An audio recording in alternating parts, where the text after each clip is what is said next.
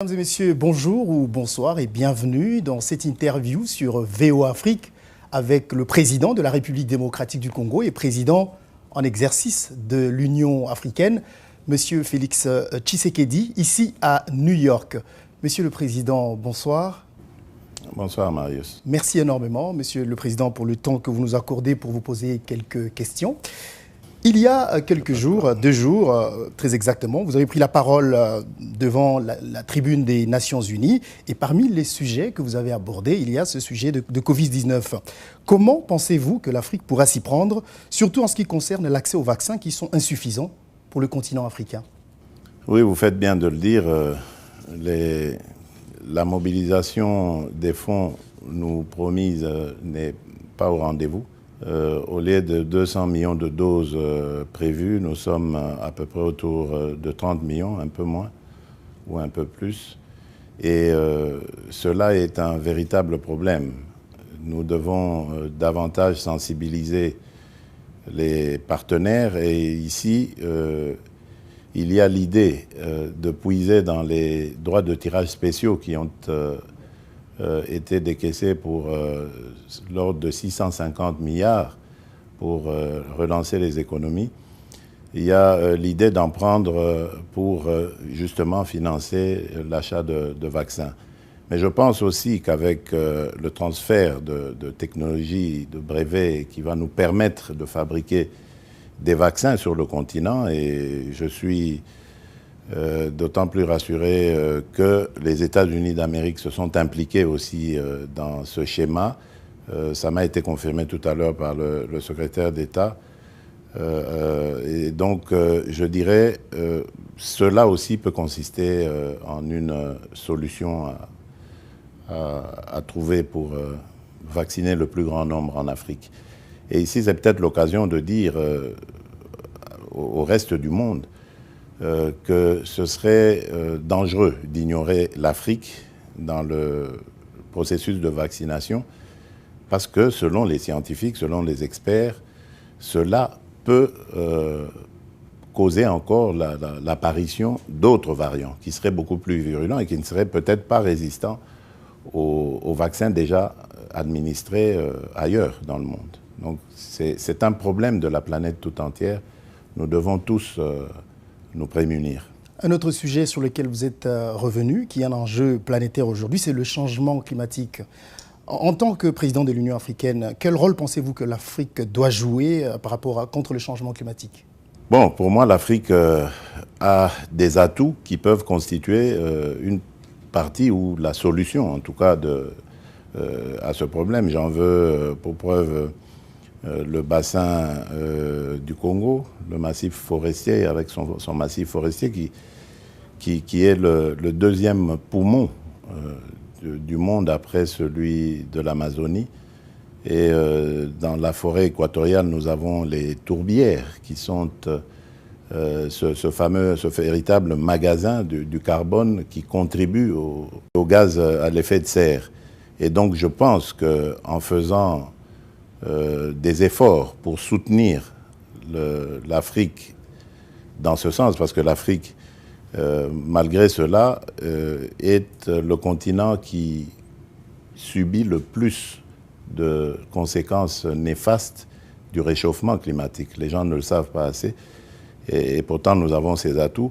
Donc il faut attirer les regards du monde sur ce qui se passe en Afrique. On doit payer l'Afrique pour les atouts qu'il a à contribuer à ce combat contre le réchauffement climatique, et cela n'est plus à démontrer. La lutte contre le terrorisme est également un sujet que vous avez abordé, Monsieur le Président, qui est devenu un thème récurrent en Afrique. Et cette hypothèse est même évoquée dans la situation qui prévaut actuellement à l'est de votre pays, la République démocratique du Congo. Quelle est l'approche de l'Union africaine sur cette question? Y a-t-il des mesures militaires ou sécuritaires concrètes pour lutter contre ce phénomène sur le continent? La première mesure, c'est d'abord de renforcer les capacités de nos forces de sécurité. Et là, j'appuie totalement cette idée qui est en train de faire son chemin, mais qui n'a pas encore pris vraiment l'allure nécessaire et qui est défendu d'ailleurs par un des dignes fils de l'Afrique, Akin Adesina, pour ne pas le citer, le président de la Banque africaine de développement, qui consiste à créer des fonds d'investissement pour le renforcement de notre sécurité. Désormais, la sécurité doit aussi faire partie des investissements parce qu'il n'y a pas de réponse autre que l'efficacité, que la force vis-à-vis des forces du mal, des forces terroristes. Et ici, j'aimerais aussi attirer l'attention de nos partenaires traditionnels, l'Europe en particulier, pour dire par exemple qu'aujourd'hui, le terrorisme qui sévit dans le Sahel, c'est la conséquence d'une décision européenne et américaine. C'était celle de défaire le régime Kadhafi. Et à cause de cela, ça s'est déversé sur toute la région. Et aujourd'hui, c'est devenu récurrent.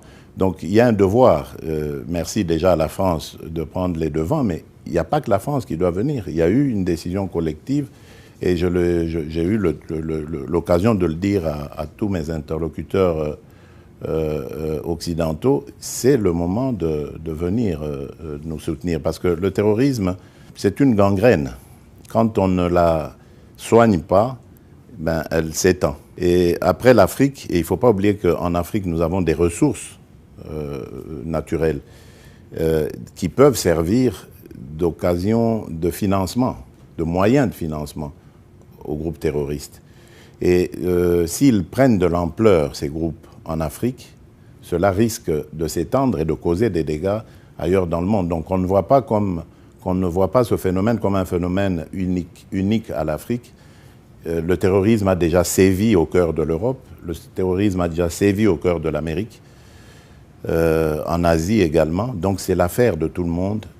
C'est une gangrène, je le répète, qu'il faut absolument et avec méthode éradiquer complètement de la surface de la Terre. Et l'Afrique ne connaît pas seulement un problème avec le terrorisme, il y a également la démocratie, dont on peut dire qu'il est en péril, Monsieur le Président, en Afrique, durant votre mandat en tant que président de l'Union africaine. On a l'impression que la démocratie régresse en Afrique, avec des coups d'État, des exemples du Mali. J'espère que vous n'allez pas attribuer ça à mon mandat. C'est juste un concours de circonstances.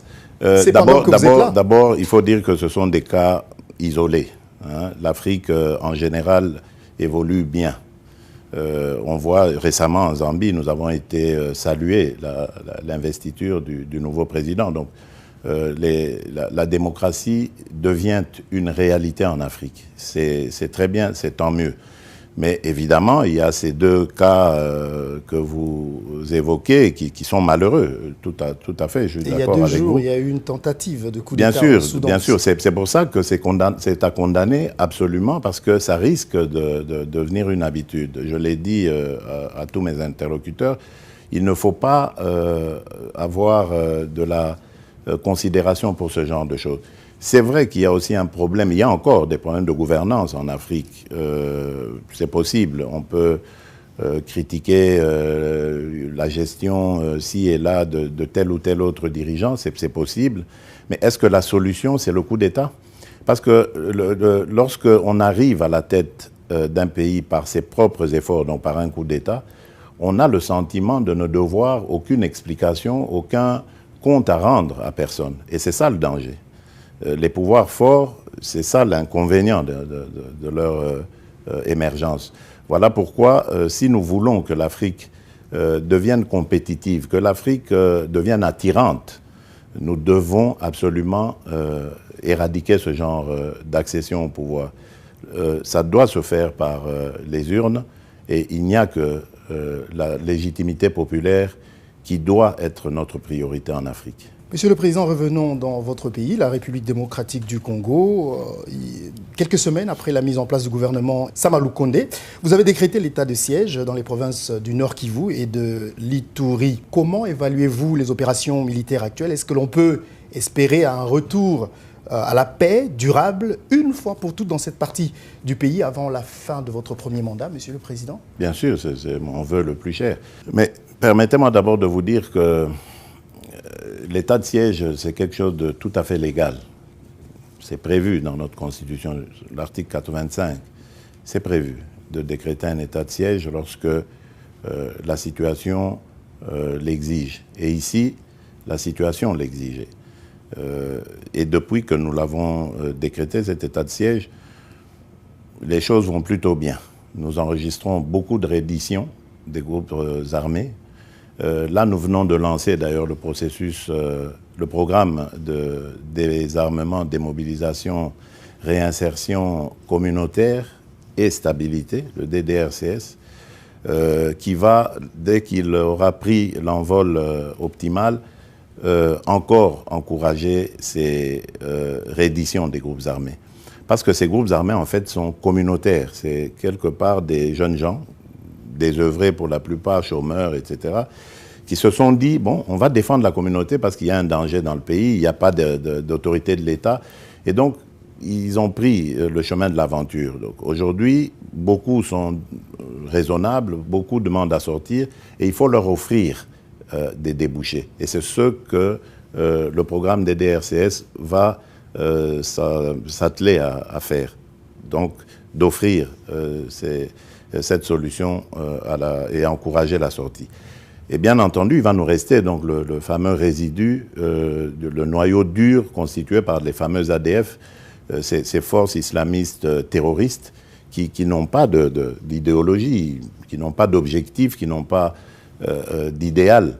Leur problème, c'est la violence, le meurtre, l'horreur, la terreur. Donc cela, il faut leur opposer la force. Et ça a déjà commencé. Ils ont été délogés de tous leurs bastions. Et donc, c'est pour ça qu'ils entreprennent maintenant en fait, c'est tactique ce qu'ils font. Ils vont dans des villages. Ils savent que le Congo est très grand. C'est très difficile d'y déployer à chaque mètre un soldat. Et donc, ils essayent d'opérer comme ça de manière éparse dans certains villages éloignés en commettant des massacres pour obtenir évidemment que nos forces dégarnissent les fronts qu'ils ont conquis et ainsi leur permettre de revenir reprendre leur bastion. Mais cette fois, je dis, ce n'est pas imaginable. Nous allons continuer jusqu'à l'éradication totale de ces forces. Et entre-temps, nous tendrons la main aux groupes armés locaux, nos compatriotes qui ont pris le chemin de la perdition à un moment donné, à qui nous offrirons une alternance à leur vie actuelle, une alternance intéressante et crédible. Je parlais d'alternative, pas alternance. Je vous en prie, Monsieur le Président. Dans votre discours, vous avez dit ceci, je vous cite, « Je consacre toute mon énergie et attache le plus grand intérêt à la fin de l'insécurité, des massacres et des pillages, ce qui contribuera davantage à l'organisation d'élections libres, transparentes et démocratiques prévues en 2023. » Qu'adviendrait-il, Monsieur le Président, si malgré tous vos efforts, cela n'arrive pas? Donc, y aurait-il pas élection en 2023? Non, pas du tout. Nous essaierons, dans la mesure du possible, d'organiser les élections. Les élections doivent avoir lieu. Il y va même de la légitimité de mon propre pouvoir. Donc, je ne peux pas souhaiter, à un moment donné, aller comme ça à volo, sans que je sois soutenu par une légitimité populaire et à travers des urnes. C'est pas imaginable. Et en son temps, d'ailleurs, nous avions aussi condamné ce genre de choses lorsque c'est arrivé dans notre pays. Donc, il faut rester logique. Nous devons avoir les élections. Je ne veux pas imaginer ce scénario catastrophe parce que moi, j'ai toujours été optimiste de nature. Je crois en les efforts que nous faisons. Je crois en la solidarité régionale et internationale. Je pense que nos forces armées vont réussir à imposer la paix, quoi qu'il en coûte. Et ça doit être notre vœu à tous. Parce que, bon, ça aussi, c'est un problème. L'individu Félix Tshisekedi est à la tête de la République démocratique du Congo pour être soutenu par les Congolaises et les Congolais. Donc on ne doit pas regarder cette affaire comme l'affaire de l'individu Félix Tshisekedi, mais comme celle à travers cet individu, celle de l'État, de la nation congolaise tout entière. Vous êtes une institution, Monsieur le Président, c'est vous bien qui... Bien sûr, mais sans l'appui populaire, sans l'appui de mes compatriotes, cette institution, elle se vide de sa substance. Donc, ça doit être l'affaire de tous les Congolais. Or, qu'est-ce qu'on constate avec tristesse? C'est qu'il y a comme une certaine frange de nos compatriotes qui souhaitent l'échec de l'état de siège, alors que ça doit être notre affaire à tous. Ça fait 20 ans que ce conflit perdure. 20 ans. Et il n'y a pas eu de solution. Et là, on essaye quelque chose d'innovant et on croit que ça va être efficace. Parce qu'en même temps, on va nettoyer les écuries, c'est-à-dire mettre de l'ordre dans les armées, l'extirper de tous les mauvais éléments. Il y en a très peu, Dieu merci. La majeure partie de nos troupes, il faut le savoir, ce sont de braves militaires qui vont au combat sans rien demander. Et ils mettent leur vie comme ça en danger pour nous, pour notre sécurité, notre stabilité. Donc pour ça, moi j'ai décidé de me jeter à l'eau avec eux et j'invite tous nos compatriotes de taire nos divergences et de venir d'abord débarrasser le pays de cette gangrène. Ensuite, nous retournerons à nos divergences politiques et autres, chose tout à fait normale en démocratie. Mais là, il faut se liguer. Il ne faut pas qu'on voit des Congolais qui soient en train de dire « oui, ben, l'état de siège, il faut arrêter ». Mais non, l'état de siège, c'est un moyen qui nous permet d'accentuer la pression, et on le voit, sur les agresseurs. Et ça, c'est à encourager et non pas à décourager. Est-ce que, si je vous ai compris, Monsieur le Président, vous voulez dire que l'état de siège va continuer aussi longtemps qu'il n'y aura pas de paix à l'est de la RDC? En tout cas, je ne vois pas d'autre solution que celle-là. Et je vous dis qu'il y a des avancées. Donc ces avancées peuvent s'accélérer même dans les semaines et les mois à venir, parce que nous n'allons pas rester bras croisés. Nous travaillons à renforcer cet état de siège. La seule chose sur laquelle je suis intransigeant, c'est celle du respect des droits et des libertés des gens. Il ne faut pas que cette administration militaire qui est là aujourd'hui se comporte en militaire avec les paisibles citoyens. Les massacreurs, les assassins, les agresseurs, ce sont les groupes armés, ce n'est pas nos compatriotes. Ça, j'ai insisté, les gouverneurs le savent. Je serai impitoyable avec ceux qui vont brimer nos concitoyens. Pensez-vous, Monsieur le Président, que la RDC sera en mesure d'organiser ces élections justement dans les délais constitutionnels avec toute l'impasse qu'il y a en ce moment dans le processus de désignation du président de la CENI? Bien, oui, vous faites bien de le souligner. C'est peut-être une occasion ici de lancer un appel aux confessions religieuses finalement de se mettre en ordre. Parce que les politiques, c'est nous. Ce n'est pas eux les politiques. Pourquoi est-ce que ça coince à ce niveau-là? C'est nous les politiques. On comprendrait si ça se passait entre nous. Or, les politiques sont prêts. Et récemment, à l'occasion de mon dernier séjour à Lubumbashi, avant de venir à New York, j'ai reçu le président de l'Assemblée nationale et je lui ai donné des instructions claires là-dessus. Si ça continue de coincer dans les confessions religieuses, ben qu'on interroge l'Assemblée nationale. C'est elle qui définira la marche à suivre. Si elle rejette également ou elle se bloque également, alors là, ce serait un problème. Si elle rejette, on recommencera le processus. Mais j'en appelle au bon sens de tout le monde. Nous avons un processus électoral à respecter, des élections à organiser dans les délais. Donc, que tout le monde prenne ses responsabilités. Moi, je prendrai les miennes le moment venu. Mais pour le moment, je ne peux rien faire. Il s'agit d'un débat au sein des confessions religieuses. À moins de devenir aussi religieux pour y prendre part, ce qui n'est pas le cas. Mais Monsieur le Président, la CENCO et l'ECC demandent justement à vous rencontrer pour jouer votre rôle d'arbitre. Je les ai rencontrés. Je les ai rencontrés, mais j'ai refusé leur invitation. Vous vous imaginez, il y a 6 contre 2. Quelle position puis-je prendre là-dedans? Si je dis, OK, on retire, comme disent les 2 qui sont minoritaires, les 6 autres le prendront très mal. Si je dis, on impose, puisqu'il y en a 6 contre 2, les 2 autres le prendront mal. Et ce n'est pas une affaire des politiques, c'est une affaire, je le redis encore, des confessions religieuses. Donc ce n'est pas mon affaire. Et vous savez déjà qu'avant cela, on citait à tort des conseillers autour de moi qui auraient influencé, qui qui aurait menacé celui-là. J'ai checké autour de moi, je n'ai rien vu de tel. J'ai demandé des preuves, des noms, je n'ai rien entendu. Donc je préfère ne pas me mouiller dans ces affaires-là. C'est très dangereux, c'est très délicat. Nous avons affaire à des hommes, oui, parce qu'il n'y a pas de femmes là-dedans, jusque-là. Hein. Nous avons affaire à des hommes sérieux, des hommes d'expérience, qui, je suppose, aiment leur pays comme moi je l'aime. J'espère qu'ils trouveront la solution. Vous avez fait de la lutte contre la corruption, Monsieur le Président, votre cheval de bataille, comme vous l'avez souvent répété.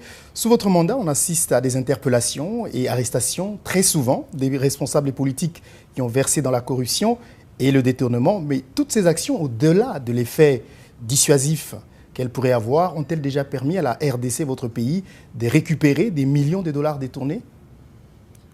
Bon, dans ce que vous dites, il y a... J'allais dire, il y a du bon et du moins bon. La lutte contre la corruption, ça, je l'ai engagée, je ne reculerai pas.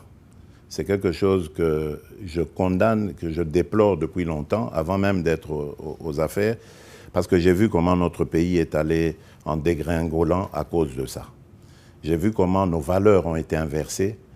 J'ai vu comment notre éducation a été rabaissée complètement. Le niveau de notre éducation qui était un des meilleurs en Afrique. On avait des tas d'étudiants qui venaient de partout pour étudier en République démocratique du Congo. Ce n'est plus le cas depuis longtemps. Donc tout ça, c'est la corruption qui a fini par miner.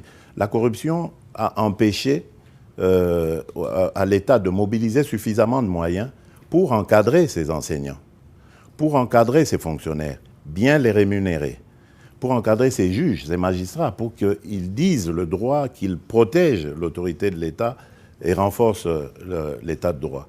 Donc tout ça, c'est la corruption qui en est à la base. Donc il fallait la combattre. Je crois que personne ne peut me contredire là-dessus. En revanche, la manière dont ce combat s'est fait, c'est ça qui pose problème. Il ne faut pas oublier que nous avons affaire à des Congolais qui ont vécu au Congo, qui ont aussi été victimes ou peut-être acteurs de cette corruption. Donc cette corruption qui est devenue une seconde nature quelque part au Congo. Donc c'est sur eux qu'il faut compter parce que je ne vais pas faire venir des étrangers pour faire le travail à notre place. Et j'ai lancé un appel au début de mon mandat pour que les compatriotes vivant à l'extérieur reviennent, mais ce n'est pas une garantie non plus. Même à l'extérieur, on trouve des gens à l'esprit corrompu aussi. Donc, ce n'est pas... Et surtout, le contexte, quand ils vont arriver, est-ce qu'ils auront suffisamment de recul pour ne pas se lancer aussi là-dedans? Donc ça, c'est une question. Donc il faut, et c'est ça la difficulté que j'ai, c'est de travailler et de trouver les gens qui vont vraiment mettre le cœur à l'ouvrage pour nous aider à éradiquer ça. C'est pour ça que je peux dire, malheureusement, nous n'avons pas encore récupéré le produit de cette corruption, mais le côté positif quand même, c'est qu'il y a maintenant de la dissuasion. Aujourd'hui, avant d'user de corruption ou de mégestion, de détournement, on y réfléchit à plusieurs reprises. Et on le voit, les recettes de l'État augmentent.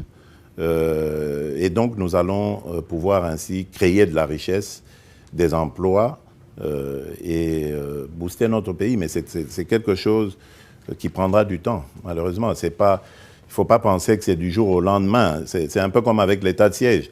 Ce n'est pas parce qu'on l'a décrété un certain 3 mai qu'aujourd'hui, 5 mois après, tout doit marcher comme sur des roulettes. Ce n'est pas vrai. Ce sont des mesures qui viennent d'arriver alors que le pays est englué dans ce fonctionnement depuis des décennies. Donc il faut du temps, il faut de la patience, mais surtout de la détermination et de la persévérance. Monsieur le Président, peut-être une dernière question. Quelle est votre position sur cette proposition de loi dite Tchiani qui divise les politiques, selon laquelle il faut désormais réserver la présidence de la République aux seuls Congolais de père et de mère? Bon, d'abord, je commence par dire que Tchani, c'est un Congolais, jusqu'à preuve du contraire. C'est un Congolais qui a le droit de penser ce qui est bon pour son pays, selon lui. C'est son droit. Donc on ne va pas ici faire le procès de Tchani parce que nous voulons qu'il y ait la démocratie, que chacun puisse s'exprimer. Ça, c'est clair. Et d'ailleurs, à ce sujet, pour la petite histoire, je parlais avec un officiel belge pour lui dire, mais vous savez que chez vous, par exemple en Belgique, il y a des gens qui disent tout haut qu'ils sont contre la royauté. On ne les met pas en prison, on ne les fait pas taire. Mais est-ce que la royauté s'en va pour autant, elle change pour autant? Non. Le roi est là et il est bien là. C'est la même chose.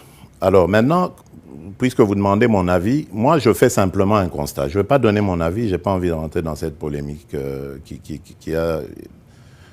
cette loi, enfin cette proposition de loi même a suscité. Mais je dirais simplement, est-ce que être Congolais de père et de mère suffit à garantir une bonne gestion des Congolais de père et de mère, des autres Congolais, de nos compatriotes, de père et de mère ou d'un père, d'une mère, voilà. Donc, est-ce que cela suffit comme critère pour servir son pays de manière loyale, fidèle, et ses compatriotes de manière convenable? Je ne crois pas. Je ne crois pas parce que l'histoire, même la plus récente de notre pays, nous démontre qu'il y a eu des Congolais de père et de mère qui ont participé à la ruine de notre pays. Donc c'est pas un critère. C'est tout ce que moi je peux dire. C'est pas un critère. Ceux qui pensent que c'est un critère, c'est à eux d'argumenter. Merci beaucoup, Monsieur le Président, d'avoir... Merci Marius. C'était la première fois, mais aussi un plaisir de voir un compatriote qui évolue, qui fait la fierté de notre pays sous d'autres cieux. Merci, Monsieur le Président. Je vous souhaite bon vent et que Dieu vous accompagne toujours. Merci, Monsieur le Président. Merci.